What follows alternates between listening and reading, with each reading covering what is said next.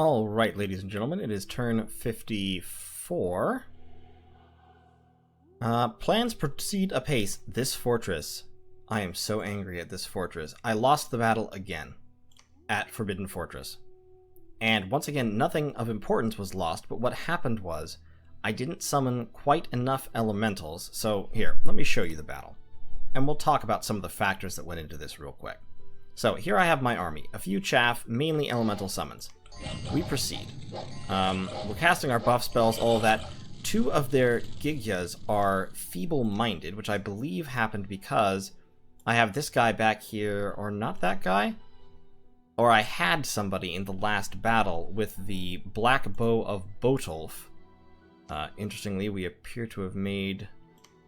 That archer appears to be huge for some reason. Maybe just by comparison. Anyway, we had a guy with the Black Bow of Boudas, which feeble-minds people who's hit by it. So, two of these Gigyas are feeble-minded and just charge ahead and get killed. There's still 6 back here. They begin spamming skeletons immediately to block up the choke. So I've got the solution to that, which is elementals. Earth elementals can trample, and fire elementals can pass through the walls, and are generally very, very efficient at burning down skeletons. I've also got lots of area effect damage. Unfortunately, I just didn't quite have enough. Despite all the banishment I'm throwing and all the elementals and all the area damage, they burn through most of the skeletons and get to this point. And at this point, my pygmies run out of ammunition and decide to come into melee. My Boudas back here decide to back me up by skele spamming themselves to some degree, but my elementals have just gotten too worn down. My pygmies basically get massacred and then rout off, which of course hurts me. And my mages kind of stop casting useful spells. So the end result is, we've got this white mage back here that has 3 levels of death, and we've got these... There's a Gigya back here that has 5 levels of death. And all this stuff, and an imp familiar, and ugh, it's just gross. In any case, the end result is an astral shield. Astral shield paralyzes anyone who attacks. The end result is we don't quite make it. The elementals get worn down before the undead come online, and then my undead get mass banished by this Jotun Goad, who has 2 levels of priesthood. So, yeah, and we either HP route or turn limit route. I think it's HP. I'm not certain. My mages just route one by one. So, yeah, that's how that ends. So we did damage. We killed 2 of the Gigyas, but the fortress still exists. So at this point, I can either make one last try to take it, or I can put it under siege and ignore it. And I think that's what I'm going to have to do. Just because I want to take it. I really do. But I don't necessarily have the time and attention to spare. So I've given orders to take it. I'm probably going to readjust those. I need to be moving people back down this way anyway, because I'm going to have to go for this throne. This throne has been besieged by Hinnom. So that's bad. I don't think there's much defending it. Their Earth-blooded, Ogon, was apparently patrolling and was killed. And Ogon is a powerful hero who has 5 death natively. So I kind of want to see what happened here. So they've got their army with the wyverns and all. They've got Ogon just kind of standing back here with a whole bunch of earth gems. I'm not sure what's going to happen here. Yeah, so he's just standing back here while the wyverns eat his troops. And he then is retreating, I think, and he doesn't manage to get off the battlefield before the wyverns get him. Oh, I think he cast Earthquake. I think that's what he did. Yeah, he cast Earthquake. See, that's not really going to work against Ahaz and Amis, because, like, yes, it'll give Amis... Wow, he was blinded. It will give them afflictions, but they're giants, so they're going to live. And Ahaz have healer too, so they're going to heal those afflictions very rapidly. So, Ogon's dead. The province defense is destroyed. That fort is going to be taken by Hinnom pretty quickly, and he's got a lot more forces in that area than I do. So my best bet is probably to take this one. He does have an army right here, next to Agartha, but hopefully they'll be distracted. Over here, I've begun to summon my Vine Man front line. Now, Vine Men will die very easily to my magic and to Hinnom's magic, but they will be meat shields, and they're not, interestingly, fire vulnerable. So that's always a good thing. Down here, we've put Yomi under siege. We're moving in more troops to put Yomi under more siege, along with more gems, because fighting the province defense, I did spend a lot of gems spamming a whole lot of elementals because I wanted to be safe. I wanted to make absolutely sure there was no way I was going to lose, even if he sallied out. These war lions will swarm this fortress, and they should take it because there shouldn't be anything left in the fortress, really. I believe he moved his entire army out to fight me, and yeah. So those lions will take this fortress. The Boudas are all moving down here to Yomi. We're going to take Yomi as quickly as we can. We weren't able to damage the walls with... I just told everybody to siege. I had about 50 siege strength before I told my sieging scouts and everybody to besiege the place. So he has more than that in there, which I already knew. He has his god and all in there. I'm not sure I necessarily... Here's the thing.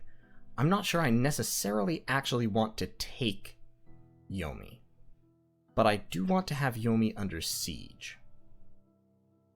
So we're kind of in an interesting situation, both there and here, where I'm not necessarily convinced that I want to spend the time and effort to take the place, because really what I want to do is move on Hinnom. But it kind of has to be done. It's an interesting situation. And my non-stealthy troops can't move into Hinnomite territory yet in any case. So we'll kind of see what's gonna happen. As of yet, Hinnom has not indicated that they know I'm about to attack them, which is nice. It's turn 54, turn 55 or 56 is when I'm hoping to go in. I need to get in touch with and with Baratos to make sure we're on the same page there. Because what I could do is, I could take this fortress with the lions. What I'm probably going to do is I'm going to take this fortress with the lions. I'm going to have Yomi under siege by my whole army for one turn.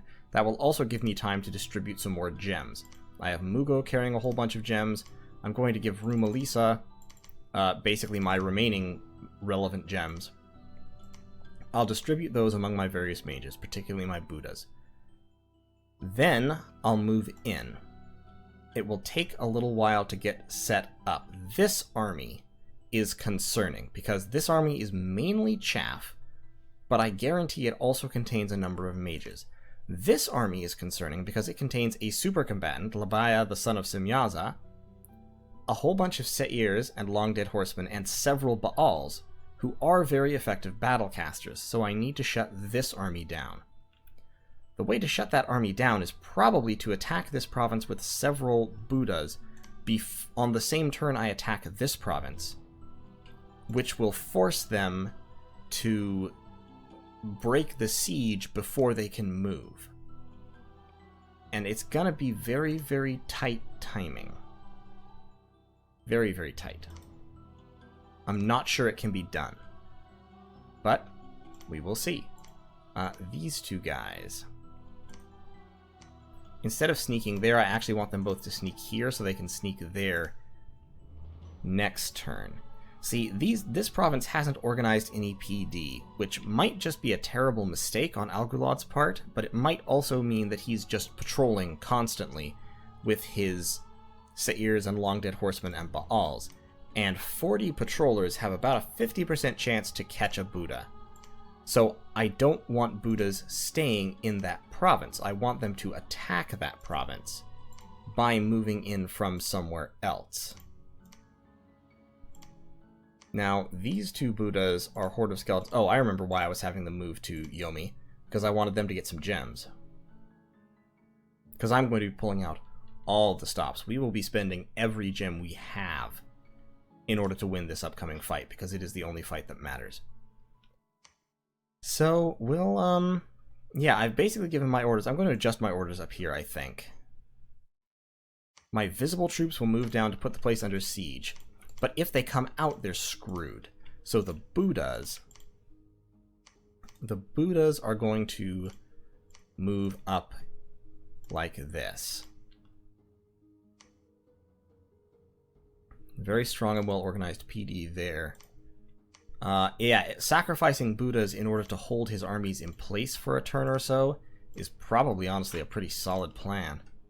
Yeah, you guys move up here. The Lion Queens and all will put this fort back under siege. They're not going to be able to break in since it has wall integrity 500, so they're just going to have to hold it. With the help of the... I mean, I could theoretically spend 3 or 4 turns breaking in with these Gate Cleaver Scouts, but the Gate Cleaver Scouts are needed elsewhere. Like here. They're needed there. Because this place has 250 wall integrity. Yeah, I can bust that down in fairly short order. I will need some lions. Lions are very, very good at sieging. They have 2.3 siege strength, so if you want to siege a place down, war lions are where it's at. Elephants have 4.0 siege strength, but they cost 100 gold, so they're much less efficient in terms of generating siege strength. And, while I am recruiting stuff, I'm recruiting troops up here to help defend this place in case it gets attacked. Actually, honestly, this is the one I have to worry about least, because it is out of Cloud Trapeze range of any of my enemy's forts. Except for possibly that one. 1, 2, 3, 4. Yeah, it could be Cloud Trapezed on from this new Beritian fort. Well, it's not Beritian yet, they're besieging it, but in any case, it could theoretically be hit from there, so I do have to keep defenses up. And we will... we'll see how things go on turn 55. Badalini has a bunch of death gems. So he... and Boots of the Messenger. So he, I think, is going to try to skate through here. Right now he's scripted to cast Iron Warriors, which is definitely wrong. He should be scripted to Shadow Blast with his death gems. This is that same spell that the Dai Oni were casting. It is negated by magic resistance, but it gets 2 magic resistance rolls. Every square that it hits, it gets a magic resistance roll to do damage, and then there's a magic resistance roll to avoid being paralyzed. So it's a pretty solid spell, and he can cast it quite a bit. Because he is 3 death, so he can cast it for less fatigue than normal. So we're going to script him to Shadow Blast. We'll have him sneak through there. Pandu and Asher. Okay. I've given Shahidi the Boots of 7 Mile Strides and the Shave Mail Halbergun, so he is now stealthy and also extremely fast. So he's going to claim this throne and then immediately rush down here to try and claim this throne as quickly as possible. 1 more turn of recruiting here, so 1 turn, 2 turns, 3 turns. Actually, I may have to go now. May have to go this turn with the Vinemen that I have. I've got a number. It's not a huge number. It's not as high enough. I really want 1 more turn of recruitment. That being so, Mima has to go up there. No, she doesn't. If I'm not trying to break in, I don't need gems. So Mima, cancel that. I'm just trying to hold this place under siege with enough forces that if they come out, I'll be able to destroy them. Basically. So that being so, I'll redo my scripting here. It's going to mainly be damage spells and such. I'll have a few... No. Yeah, I definitely want... I am going to put this place back under siege in a serious way. I'll consolidate with all my gems, and then I'll split people up again. It might be a little bit less efficient, but I have to... Actually, you know what? You know what? Screw this fortress. I don't care about this territory. Territory doesn't matter at this point. So what I need to do, actually, is I need to consolidate my troops down here in this fortress. where they can receive more gems and then strike next turn. So next turn we will attack Kasevik Highlands. You should summon... You could summon Leogryphs. Probably be better off summoning Fire Snakes or Fire Ants. Yeah, summon Fire Ants. Zamzam. Yeah, you move... sure, move down through there. Put them under siege for a moment. Phoenix Power, Iron Skin, summon a Fire Elemental. You know, do whatever you can do. Simai. Yeah, Simai, go with her. So that you can support. And you can summon Iron Skin and then throw down Living Earth.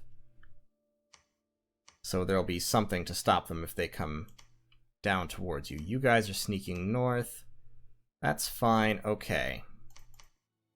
So next turn, I'll tell you what. Let's recruit a... I don't have any money. I'm recruiting lions there. Stop that. Too far away. Recruit a hyena clan or lions. Recruit lions. Recruit lions here. And with earth gems, since I have them, Katibu, change shape. I need a couple more earth gems. How many earth gems? Rumaliza is carrying some earth gems. I'll take those back, and I'm going to forge one more gate cleaver before we go. Gate cleaver, because I have 3 up here. One more will give me 4. That's 200 siege strength by itself. Down here, instead of awakening more vine men, all of these troops need to go now. Matwa and Aaron can sneak. Oh, and Matwa is also carrying a gate cleaver. Oh, good. So I have 4 up here. All these troops are going to move, and I'm going to set up for these guys. They're going to have a very, very easy script. It's Eagle Eyes, and then Banefire Dart, which has that little area decay effect. As many times as they can cast it, and then cast spells. Yeah, he was scripted to just cast decay, but Banefire Dart is better for what they can do. So we will have a massive Banefire Dart battery. It's not actually massive. It's a lot, but it's not, like, incredibly a lot. And we'll have Vine Men all along the front. Like that. Matwa, Chega will kind of scatter our mages around, so they can't be wiped out by one thing. We'll have Vinzel back there. We'll have the Pygmies kind of in the middle. We'll have Taki up here and Nadif up here. Tarameshi can move back. I would like to have some troops in the rear, actually, as well. To draw attack rear orders. So we'll go like that. You'll hold an attack closest. Where's that other squad that I moved to the back? You will hold an attack closest. Okay. Yeah, there we go. Okay, so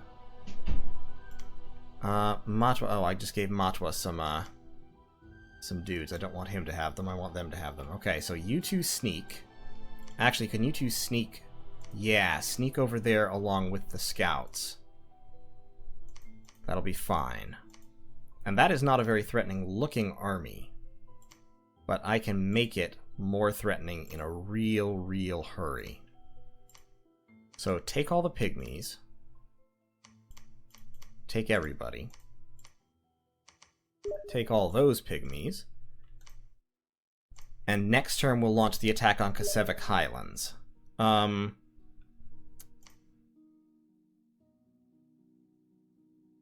No, I don't actually want to. I'm changing my mind again. I'm prepared to launch that attack next turn, but launching that attack next turn would be precipitous because I'm not ready to launch this attack just yet. And I don't want to tip Hinnom off until I'm in position to hit both simultaneously. If I wanted to get in position to launch that attack next turn, I would need to move all my Boudas and my scouts now, and I wouldn't be able to set up prep on the other positions. Okay, so never mind. You all summon your Vine Men.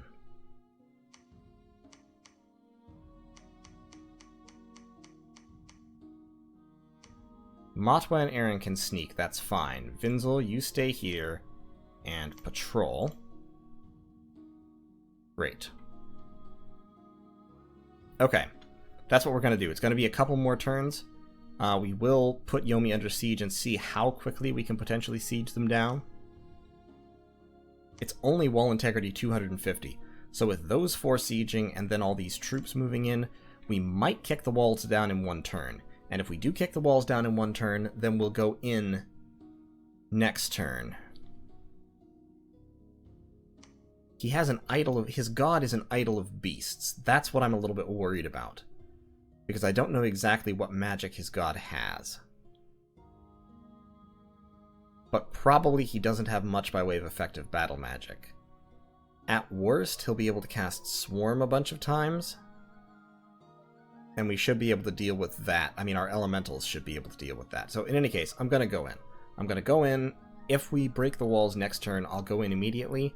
If we don't break the walls next turn, I'll keep the place under siege, but I'll move most of my troops away, and my Boudas away, to focus on Moliton and getting in position to stop up all these provinces to give us the time that we need to take Moliton. So, that's going to be the plan. And I will see you next turn when we begin to execute.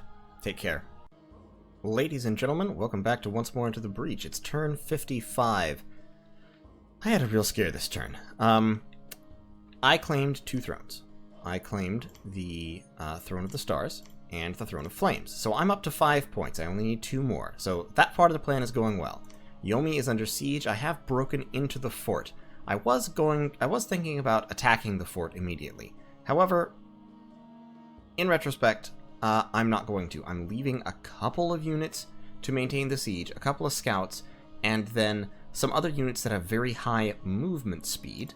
Not Rumeliza. Rumeliza needs to move. And basically the plan is, I want to make it look like I'm still possibly sieging out Yomi, but I'm also moving a whole bunch of troops here. I'm moving these lions up there. Hopefully the lions will count as most of the army, and so that's what the enemy will see.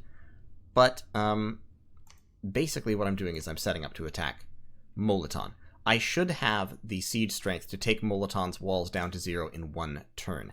I'm also going to need to use Boudas to isolate it with all these provinces to force Hinnom to spend a turn attacking them while I break down the fort. So hopefully it will go like this.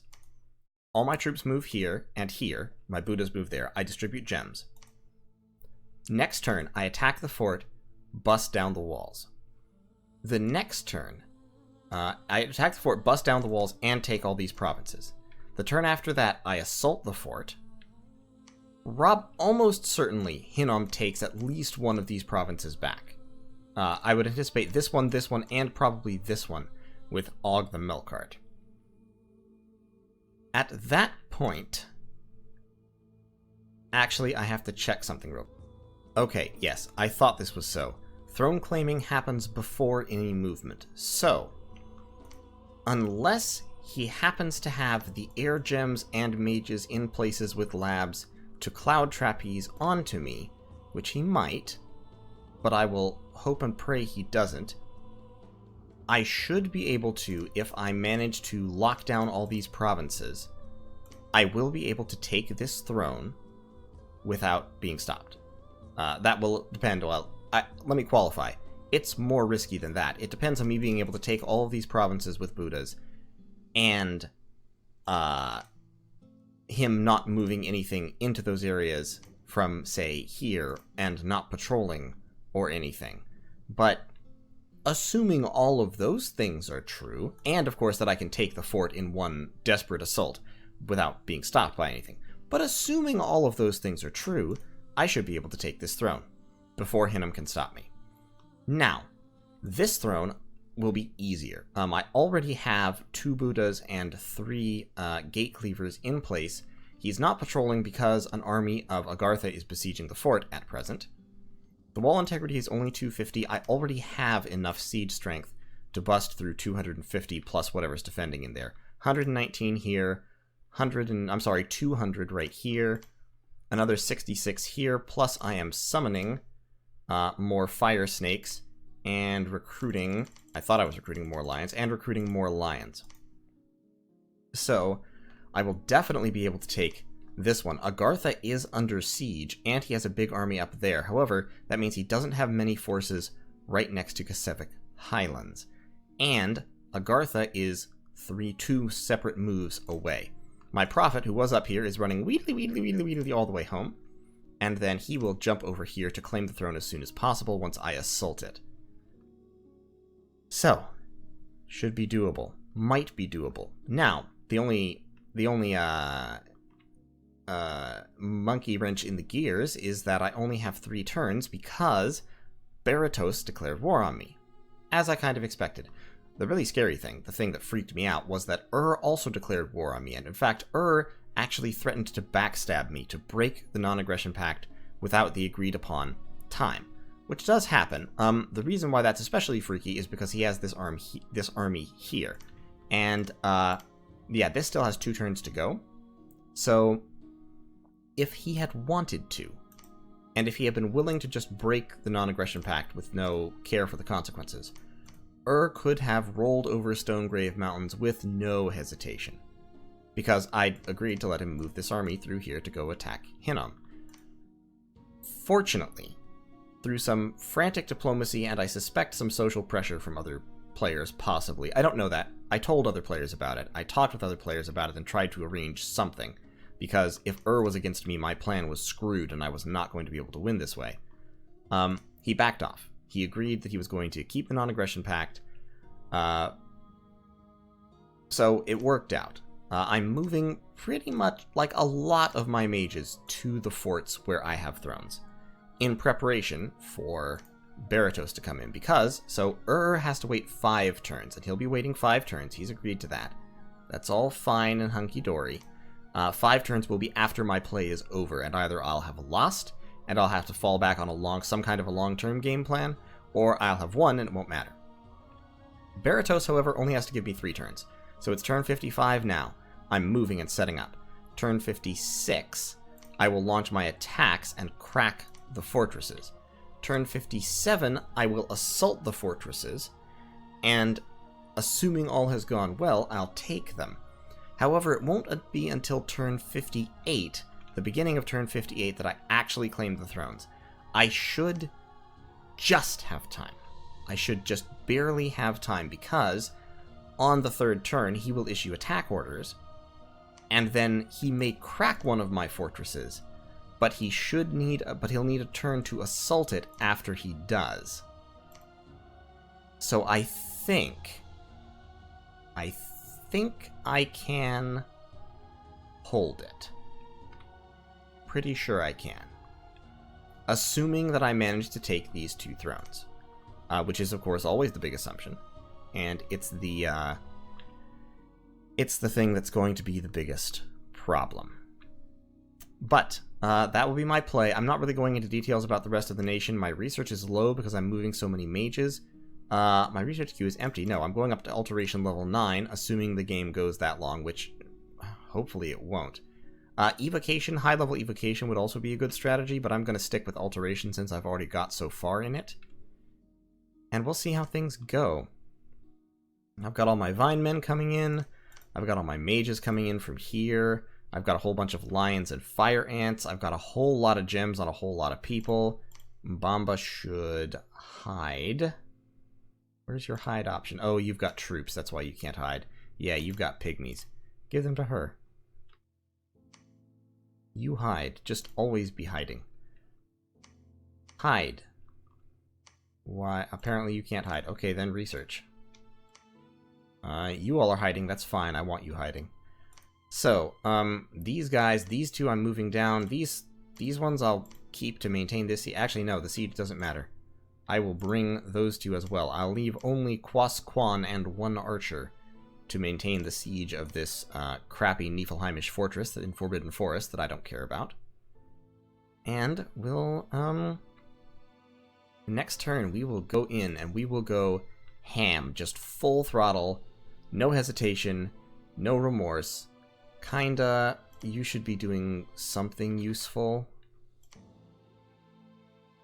You should be summoning something to defend this fortress. Like, maybe Vine Ogres. Or Leogryphs. More Leogryphs would probably be better. Yeah, summon a whole bunch of Leogryphs, why don't you? And what I'm going to do, I've got all these guys scripted to cast Banefire Darts. These guys, I'm going to just give the rest of my nature gems to them for now. And they are going, that is going to let me script Swarm, which summons just a ton of crappy little insects. And the thing about crappy little insects is, A, they get in the way and distract the enemy, and B, some of them can fly, and C, they tend to have low damage armor negating attacks, which means they can nibble on things pretty effectively. So, we'll see how it goes. I am going to have to do some re-scripting of all these guys. I accidentally, earlier on when I was playing this out, I accidentally clicked exit without saving, so I lost a whole bunch of my scripting. A whole bunch of my scripting got changed back, so I am going to have to change that, but I just wanted to show what my actual strategy will be for now. One other thing that I'm going to do, actually, is I'm going to take all of these cats. I wonder why this one has 14 map move. Oh, she's old. Interesting. She randomed old. All of these ladies are also going to move towards a throne. You're going to the wrong place. Move there. Yeah, good. Jengo also moved down there. I'm just piling as many mages as possible in my thrones. That's just what I'm doing right now. I don't have any more sophisticated strategy for defending the thrones. All they need to do is, they just need to hold the walls up for long enough. All of these guys can research, I guess, for now. That'll kick my research up by about 100 more points. I did summon 3 Banes up here, more or less because I didn't have a good reason not to. They are inspirational. They do have Bane Blades. Without gear, they're not terribly, terribly good. And I don't really have the gems available to forge gear for them right at the moment. So I'm not going to worry about them too much. Funny Guy could forge one piece of some kind of gear, but he's busy casting Claymen. Banes with Axes of Hate, which are a Nature 2 item, are one of the classic anti-thug thugs, because Axes of Hate cause fatigue and disease when they hit a thug, so a Bane with an Axe of Hate has pretty good attack, and a couple of them can chop down a Melkart or something pretty efficiently. But, as I've said multiple times, my strategy here relies on not having to fight the big heavy thugs. Hinnom does not appear to be recruiting Melkarts, which is great. And of course, Melkarts have to random air in order to be able to cloud trapeze. So this army, as big and bad as it is, this is a pretty big, bad, late mid-game army. It's got a lot of gems, it's got a lot of mages, and it's got basically just chaff to defend them. So, should be able to hold up. If a couple of balls or Melkarts cloud trapeze on top of me, I should be able to swarm them down and still bust into the fort. So that is the plan, and I will see you in turn 56 and 57 and 58, and the game might be over before turn 60. I hope it is, because if it's not, then I have a real big freaking purple Carthaginian blood magic problem. So, see you next time. Okay, turn 56. This is the one where it kind of all goes down. The next 2 turns will determine whether I win this or lose this. I mean, technically I won't lose immediately if I fail, but I've got sitting ready to backstab me. Or not backstab, he backed off on that. He's going to attack me, and I'm not going to win with against me. I've got Beratos about to come in hot and heavy. I'm going to attack Hinnom, so Hinnom is going to be at war with me as well. So it'll be Machaka against the world if this doesn't work, and Machaka will lose. So, let's talk about the plan. We know the broad strokes. We're attacking both of these forts, aiming to break down the walls immediately, and go from there. But, so if we look here, I've got 126 siege strength in this fortress, I've got 121 siege strength in this fortress, and I've got more than 200 siege strength right here. So this fortress is going down this turn, that's for sure. They do have a Melkart in there. A Melkart and 2 Wyverns. So, that's dangerous. This Melkart is geared with thug items. We can look at him real quick, because we saw this battle where they chased off a scout. He's got a Frostbrand, a Vine Shield, a Dragon Helmet, Boots of the Messenger, a Ring of Regeneration, and a Girdle of Might. So he's got a lot of reinvigoration. And he regenerates. And he's just generally very hard to kill. This is an Astral Melkart, which in some ways is nice because it means that he doesn't have many of the personal buffs that other Melkarts might have, but he does have resist magic, so his magic resistance is so high that MR negate spells are a bad plan against him. So that will be a little bit irritating to deal with. My best option is probably Banefire.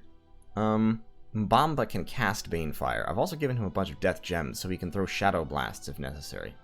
But beyond that, I don't have many real good options. I've got Banefire on Mbamba, I've got all of these guys spamming Banefire darts, and I've scripted these guys to spam Swarm. And Swarm is a spell that summons a whole bunch of bugs, and some of them are armor negating. So if we reduce it down to just the Melkart, the Swarm ought to be able to kill him. Now, since that Melkart does not berserk, he will rout if everything else on the field dies. So I think we can do it. There's also no province defense here, so as long as I charge in this turn, I think I can probably put the fort under siege with no resistance and attack it. Now, he may well be able to bring in some troops from around here to defend, and I don't have a way to stop that. I'm going to put this fort under siege to help stop that, but it's still going to happen. I'm going to put this fort under siege as well. I'm just mucking up his movement as much as I possibly can. I just need him to not be able to move armies. We're burning all of our scouts to do this, and that's fine. Over here, we're attacking with a... Well, there's no point attacking with that scout. We'll just hide. No, hide. No. Okay, there we go. Hide. Good. This is mainly enchantresses. I don't know why this scout is scripted to attack. Yeah, I wonder why my hide command's not working. Okay, that's all fine. So, we've got our armies going in here. Scripting-wise, Ekavu is just scripted to do nothing. Nguji is scripted to do nothing in particular. We're getting magma eruptions out of Y. He is shooting at large monsters. He's bane-firing Mbamba. Bavwell is summoning some earth elementals and then magma erupting. Zamzam is summoning fire elementals. Why are you summoning a fire elemental instead of living fire? Casting living fire. And then doing that again. And it says she doesn't have enough gems, but she does. So she'll work it out. Simai is casting Marble Warriors on my pack of lions that's up here, which will give them protection 15 natively, which will definitely help. Mkufunzi is also throwing up a living earth and then magma erupting. And Songoro is sneaking along with us, carrying a whole bunch of replacement gems. From down here, my vine men are scattered all around the shop. Many of them are scripted to attack flyers. So, the Melkart here can't fly, but their wyverns can. And I really don't want those wyverns getting into my mages unopposed. So, a number of my Vinemen are scripted to cast to attack flyers. They'll just wander around, basically causing trouble. Vinzel, unfortunately, picked up a Lycanthropos amulet on the last turn, so he's gone berserk. It doesn't give him regeneration. He's just a human. He sucks. I just said, screw it. I had a Mace of Eruption lying around, so I gave him a Mace of Eruption. Maybe he'll kill something. Down here. We're attacking that fort, right? Yes, good. Down here. All of these provinces are going to be attacked next turn, sometimes with token forces, usually one Bouda. And all I need to do is, I'm just stopping movement. Hopefully. I'm hopefully stopping movement. I can't guarantee that I'm actually stopping movement. But, the goal is to, prevent him from doing what he wants to do. So, they're just... Mashuhuri, actually, you need to be back since you're raiding. And same with Kibwana. You also need to be back because you're raiding. So they're raiding against province defense. They're just going to... Yeah, they're just going to take these provinces in order to slow reinforcements. I need these armies to not be able to... Assuming that the scout fails, because there is... Well, there's province defense in all of these places. That's the thing. Just don't even.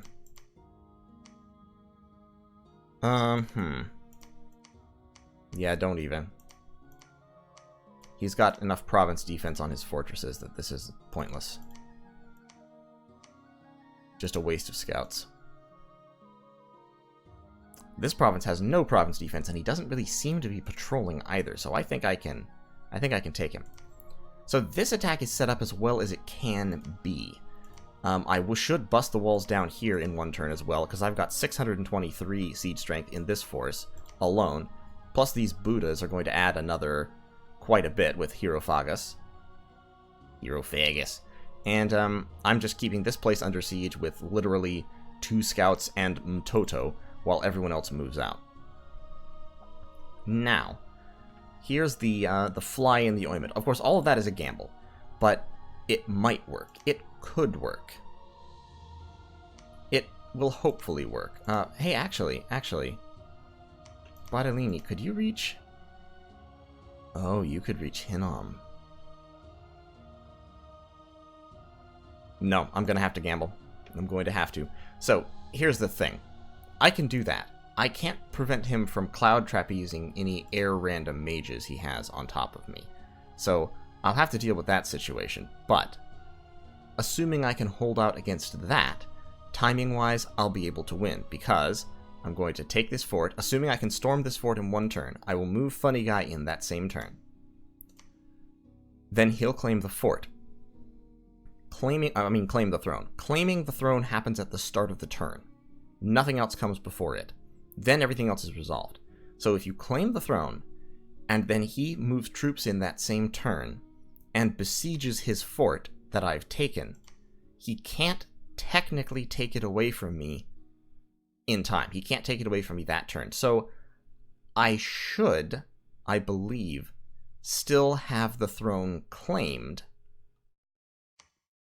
until he takes the fort, right? I'm gambling that that's true. I mean, none of you are going to be able to answer me, and I actually don't entirely know, but it's too late to think about it now. So either if he charges in and besieges me, which he absolutely will, or absolutely should, if he at all can, assuming that I've won, of course, which is always a big assumption. But when he comes in to besiege me, if I've won and claimed the throne, he shouldn't be able to take the throne away until he captures the fort, I think. If I'm wrong, I'm screwed. I've already lost. Same thing up here. He has forces close enough to help at some point, but not close enough to stop me from moving in, capturing the fort, and taking the throne. This is the problem. Baratos has forces in position to move in here the turn our nap ends. I do have a palisade under construction that will finish before then, which is good. Unfortunately, he's going to have time... Timing-wise, I think he's going to take the fort at exactly the turn he needs, because he has the strength in this army to bust through a 100 defense palisade in one turn. So that is going to make life challenging, yeah, because this is a... yeah, that's a city palisade. That's a palisade of the kind that I build, Because see, my upgraded forts are 250, my unupgraded forts are 100, and I'm not going to have time to upgrade it. So this army, backed up by this army, I presume, the turn our non-aggression pact ends, they're both going to move in here, unless something disastrous happens here. And they will siege the fort and break it down in one turn. So, I'm recruiting another commander here, and I'm recruiting what units I can, and I have spent literally all my money making the province defense 54. Now, 54 points of province defense are pointless, usually, because they're just chaff and you can't give them orders, so they'll be murdered, especially by storm devils. Storm demons and devils and Melkarts. They've got 2 Melkarts there. So the other thing I'm doing is I'm rushing every Bouda I can spare in that direction, which is like 4. So they will have a couple of Boudas. I'm not sure it'll do any good, but they'll try.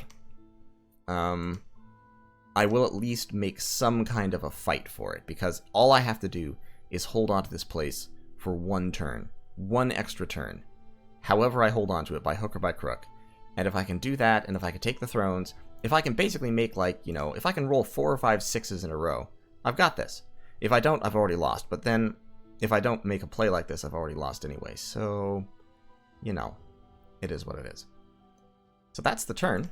Other than that, not a whole lot is going on. I am researching.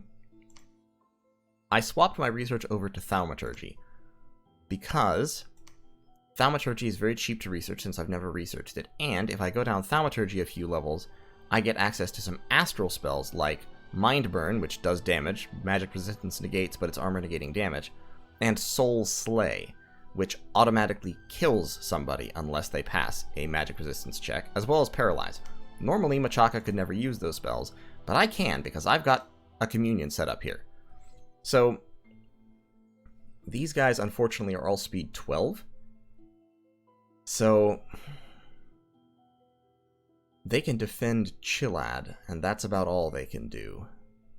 I can't really move them, but just as a small bit of future planning, a small bit, if I don't manage to pull it off, having them there with communion ability might be a nice surprise.